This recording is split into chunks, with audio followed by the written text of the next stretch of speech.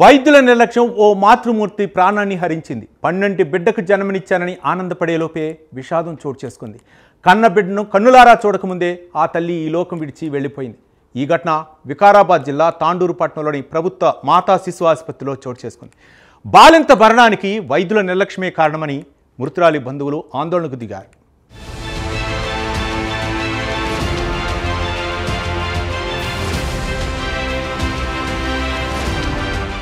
తాండూరు కొట్పల్లి మండలం ఎన్నారం గ్రామానికి చెందిన గర్భిణీ రజితకు 2 రోజుల క్రితం నొప్పులు రావడంతో తాండూరు పట్టణంలో ఉన్న ప్రభుత్వ మాతా శిశు ఆసుపత్రికి ప్రసవం కోసం వచ్చింది.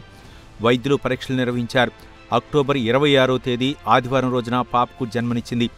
జన్మనిచ్చిన కొద్ది గంటల తర్వాత బాలింత ముక్కుల నుంచి రక్తం రావడంతో కుటుంబ సభ్యులు ఆందోళన చెందారు. వెంటనే వైద్యులకు తెలియజేశారు.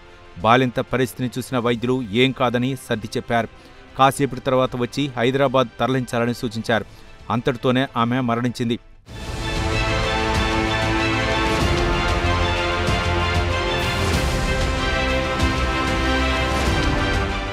వైద్యుల నిర్లక్ష్యం కారణంగా సోమవారం అర్ధరాత్రి సమయంలో బాలిక మృతి చెందినట్లు కుటుంబ సభ్యులు తమ బాధను వ్యక్తం చేశారు.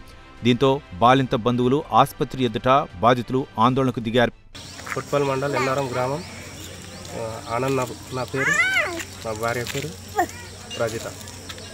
ఇక నిన్న 11 గంటలకు డెలివరీ అయింది. అంతా మంచిగా ఉన్నది, పాప మంచిగా ఉన్నది, అంతా మంచిగా ఉన్నది. ఇక లోపలికి తీసుకొని చేసారు.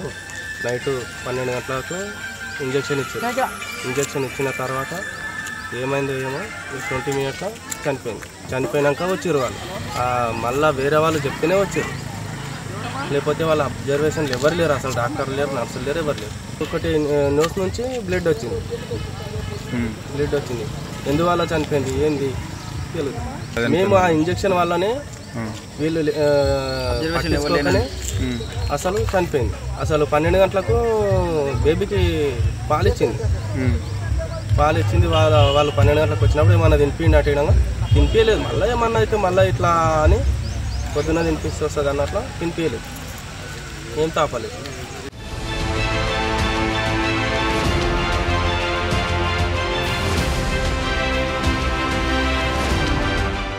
తెలంగాణ ప్రభుత్వం గర్భిణీలు, బాలింతల విషయంలో ఎంతో మెరుగైన సేవలను అందిస్తోంది.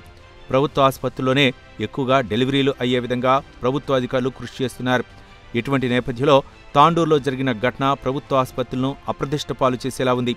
ఇప్పటికైనా అధికారులు మేల్కొని భవిష్యత్తులో ఇటువంటి ఘటనలు జరగకుండా చూడాల్సిన బాధ్యత ఎంతైనా ఉంది.